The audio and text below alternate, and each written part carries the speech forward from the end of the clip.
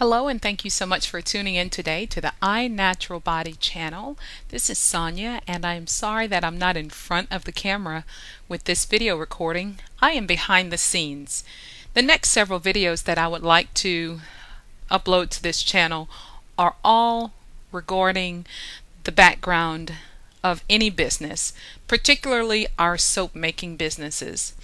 I've invested in SoapMaker3 and I want to take you along with me while I get more familiar with the SoapMaker3 application and while I mosey on along down this journey, this soap making journey. So just a few housekeeping items that I'd like to get out of the way before we start. First of all, I am using a different platform than I normally would, that being the video is being recorded using a screen recorder application. I am on a Microsoft Vista computer. It's a very old operating system and I don't know why, but the computer works fine. I haven't had any troubles with it. I haven't made it to do anything drastic, so I suppose that's why, and it's been taken care of so far.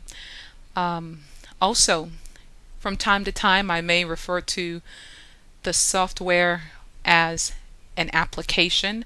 I use the two words interchangeably, so please keep that in mind, that when I say application I am also referring to the software. What else? Yes, initially when you do make the purchase for the SoapMaker3 application, you receive an email from whoever you purchase it from, be it Brambleberry or SoapMaker3, the maker of the application itself. I'm not sure, but however way you purchase the software or the application, you will receive an email correspondence from them, from that company, detailing very pertinent information like your credentials that will allow you to download your license to utilize their software, their application. So I'm not going to expose that email to you because of that sensitive information, so I just wanted to get that out of the way in the very beginning. But I will say this: after you've followed the instruction in that particular email, what happens is the download is completed and you get this icon on your computer. It's automatically put there, a shortcut is put there automatically. So for those of you who need to take care of the business of obtaining SoapMaker3, you can do that. I don't recall right off the top of my head if there is a like where you could use it for a little while or maybe test it out or what have you. I don't remember. What I do remember right off the top of my head about this application is there are two versions of it, one being a light edition, another being a professional edition. So keep that in mind. I did invest in the professional edition. At the time of purchase, I paid $90 for it, and I found that to be rather inexpensive considering all the organization that this software will afford me. And you'll see what I mean when we delve into it. This first video is basically to just get familiar with the dashboard, so to speak, of the application. So I will move forward now by opening the application on my desktop. And once again, I am using Windows Vista, so it's a Windows platform, and I will speak from that platform. So unfortunately, I don't believe their SoapMaker3, I don't think the platform works with any Macintosh or Apple product like that. So moving forward, once you open the application for the first time and any time moving forward, the first thing you're going to see is the tip of the day. The tip of the day, I left it as it's set up because I think in the midst of learning the software, getting very familiar with it, these tips will be very beneficial. So for today, the tip of the day is SoapMaker comes with example recipes, ingredient cost, and purchase records, as well as product batches and sales records. After you have used these to familiarize yourself with the program, delete any you don't want and set up your own inventory. See the user's manual topic, initial setup, to avoid problems later. If you don't want the tip of the day to show up every time you open your SoapMaker software, all you have to do is click here where it says Show Tips at Startup. When that white box is no longer showing a black check mark, this means that you will no longer see the tip of the day each time that you open SoapMaker3. Alright, but I do want mine to show up every day or every time I open the software. So the tip of the day, you can review the previous tip. You can go forward and review the next tip. You see the little lines at the bottom, the underline P and the underline N. These are now hotkeys, and basically all you have to do to activate these hotkeys on your keyboard, the letter ALT, the Alt key, which is at the bottom left of your keyboard near the space bar, or at least that's where mine is. They actually, the Alt keys actually flank the space bar. If you press one of them, one of the Alt keys, along with the underlined letter, in this case it's the letter P, it will activate the shortcut key, and you can quickly browse through several tips at a time by depressing the Alt and P, or the Alt key and the letter N. And if you're fine with everything, you can say Alt O to click OK and get out of it. Or if you just rather use your mouse to click on the letter X in the top right hand corner of this screen, it will immediately close out that window.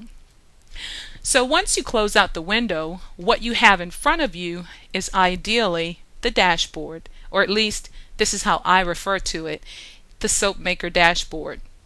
And from here I have access to several different menus at the very top and several different tabs right beneath that. The File menu offers different tools that we can utilize: backup data and shut down, backup data and restart, or restore data. So the application affords us the opportunity to back up our information every time, and how awesome is that? You know, this way you're not placed in a position to lose your information should your computer shut down for some reason. If you have a backup copy of the information, then you can get back up and running soon. Or if you buy a new computer, you know, it will be advantageous to you to back up your information. One suggestion is that you use an external hard drive. I will make mention of these more as we go into the software. Also, the Edit menu, the Recipes menu, the Supplies menu, Products menu, Tools menu, the Reports menu, the Window menu, the Help menu. I would like to highlight under the Help menu the User's Manual. We are definitely going to use the User's Manual exhaustively.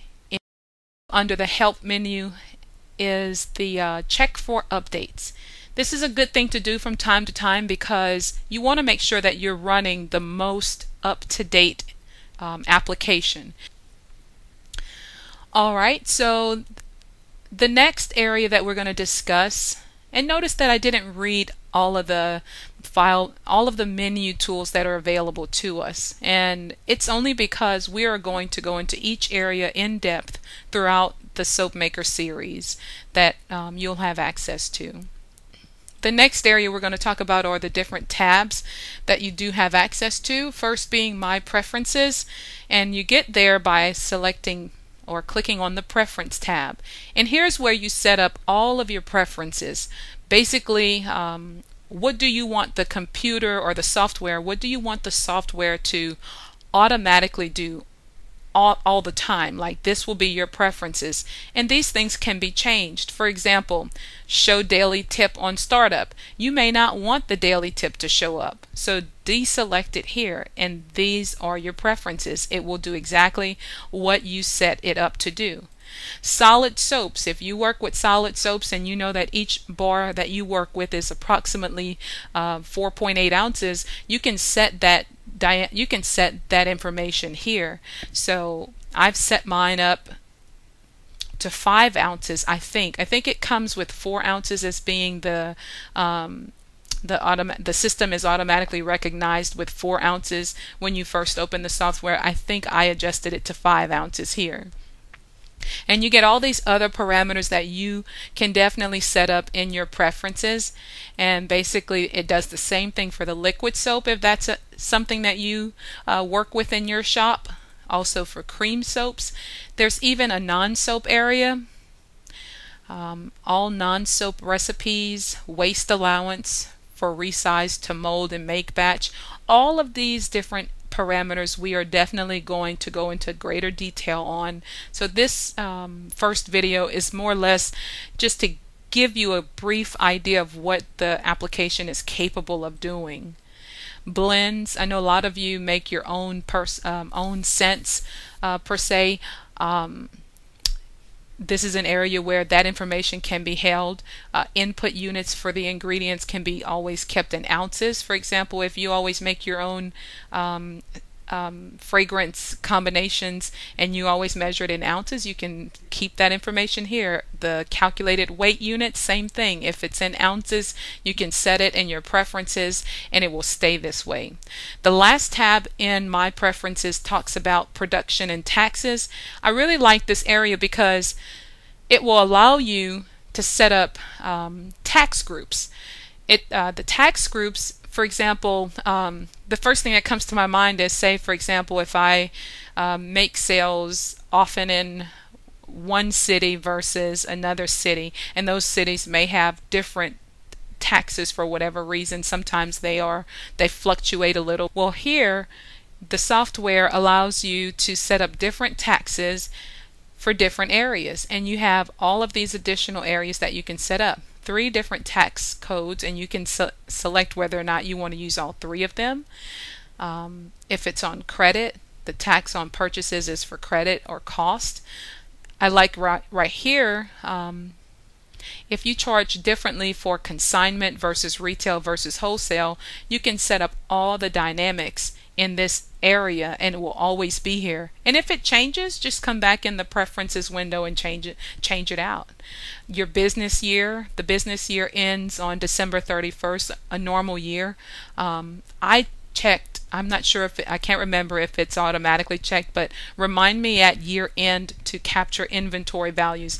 And this is good because you want to know right at the end, for the sake of doing your taxes, your income taxes for your business, exactly where you stand as of December 31st. So you want to capture all of the inventory values right then.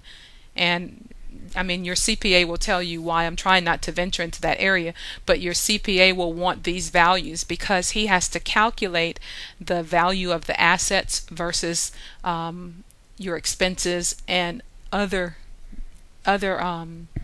details in order to file your taxes. Here the software helps you to stay in order, and it gives you the most accurate information as far as however accurately you set up the software initially.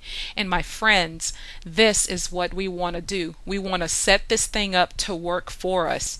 Alright, so I'm going to close without saving changes, yes, because I wanted to maintain what I set up previously. The next tab is called My Recipes. Quite self-explanatory in this area. You will find all of your recipes. You can search for certain recipes. You can specify the type of recipe. It will manage your recipes, everything here. In addition, remember the examples that they talked about in the tip of the day?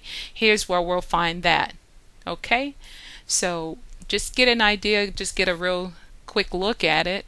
Here you can set up new recipe each a new solid soap, a liquid soap, or a cream soap. This first video is just to wet your whistle, just to get you interested in going through the software with me. The next tab will allow you to see your supplies stock list, your ingredients, and it's titled My Supplies. There's a wizard in this area that will help you to fully understand this entire area here. When I read the user's manual, it spoke about the ingredients and the packaging, and what I was able to get from that was you want to know your inventory. You want to know your supplies, from every liquid oil you have to every additive that you have, to include the water that you use, to include the lye that you use, to include tap water if you're using it as an additive. You want to capture everything, and then it goes a bit further. It captures all of your packaging details. So if you're using ribbon, if you're using Scotch tape, it wants to capture as much detail as possible so that you have the most accurate system. Now, you don't have to be that detailed. If some of these items you don't mind, because you know you're always going to replenish that no matter what. But for the sake of having a total cost for an item, like for your item, for your business, you may sell a bar of soap. I'm using a bar of soap because that's what I sell. I sell bars of soap.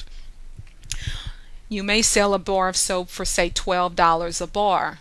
Well, that's the price that you're hoping to retail at. But your cost as a business owner, it may have cost you maybe $6 to make that bar, or less, or more. But you want to know what your true costs are to create that bar of soap. And this takes into account the packaging, your additives, whatever you did, your time, how much are you paying yourself by the hour. Even if you're not taking an hourly pay, you need to add that expense into that bar of soap. So I'm going to close out of this area just by clicking on the red X. The next tab is My Products. Now, I'm not really touching my mouse button. I just wanted to show you this because it caught my attention. If you hover your mouse over any one of the tabs, it will produce this yellow button here. This yellow button here that comes up. I'll do it again.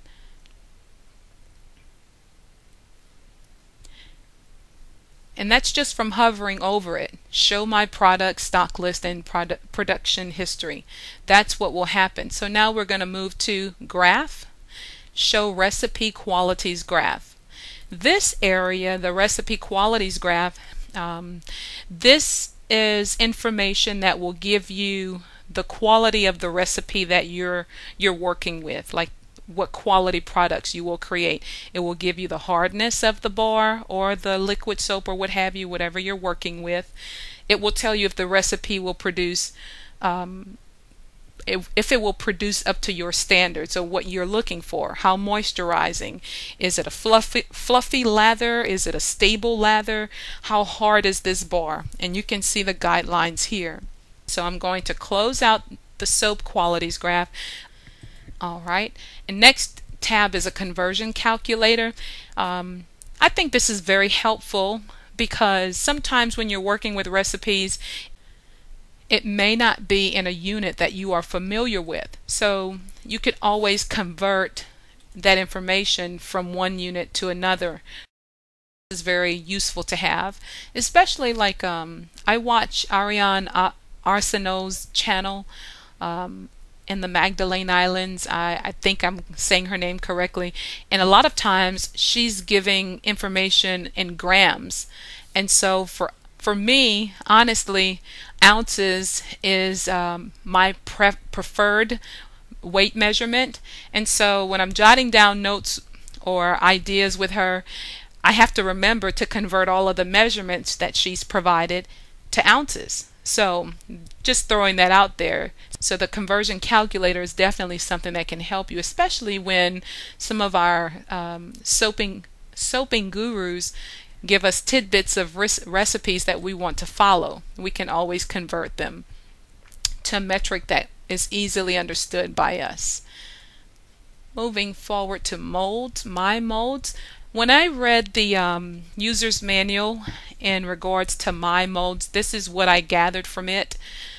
I have lots of molds, but if I wanted to obtain the volume of each one of those molds and dictate to the SoapMaker software that information, whenever I would go in to build a certain recipe or select a certain recipe and I wanted to make soap with a particular mold, if that mold is in this area and it's listed, then that recipe that I choose that would be for this particular mold, all of the information for me to pull as far as supplies could be built off of this mold that I would select.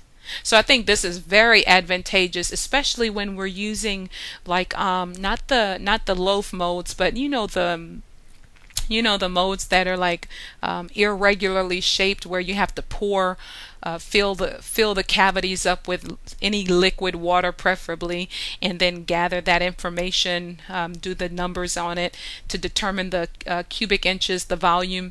So here's one way to maintain that information where you don't have to have it on little pieces of paper all around or sticky notes on your workstation. You can just gather that information one time, put it in the software, the SoapMaker software, back up your data, and guess what? You will always have access to that. All right. Shopping, after I read the manual in this area, in regards to this area, this is what I gathered from the shopping list. It is a production planning tool.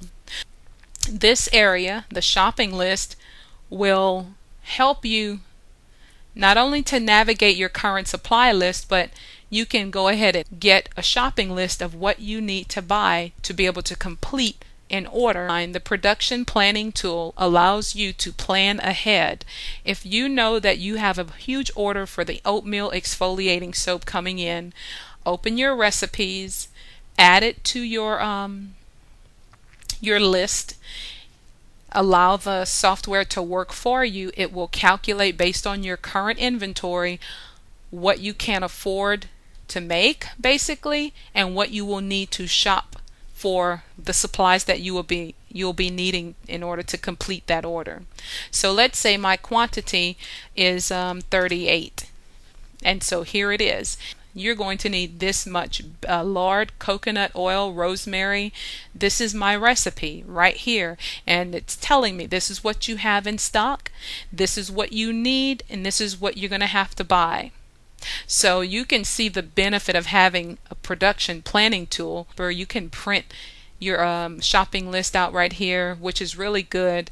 I'm going to show you a way where you can have this list emailed to yourself when we get closer to this area. I do hope this first video, this introduction to SoapMaker3, was somewhat beneficial, but alright, if you have any questions, please leave them below. Also, if you have an interest in SoapMaker3, I'll leave a couple of links below so that you can purchase it for your own benefit. So this is something that I can show you. Once you have completed whatever it is that you had for the day, what you always want to do is go File and Exit, or you can do File and Close Window. You'll get the same message, and so that message is in regards to backing up your database. It's an awesome thing to back up your database. Right now I don't have, right now I do not have anything in here other than those sample recipes, so it's really a part of the software, so I don't have to back up the database. But in the future, an external database is an awesome way to back up your information. You want an external hard drive so that this information isn't taking up a lot of space on your computer's hard drive. Alright, so I'm going to click here and say no, and it closes out. So thank you guys so much for tuning in today. This is Sonia saying have a wonderful day, and I'll talk to you again later. Bye.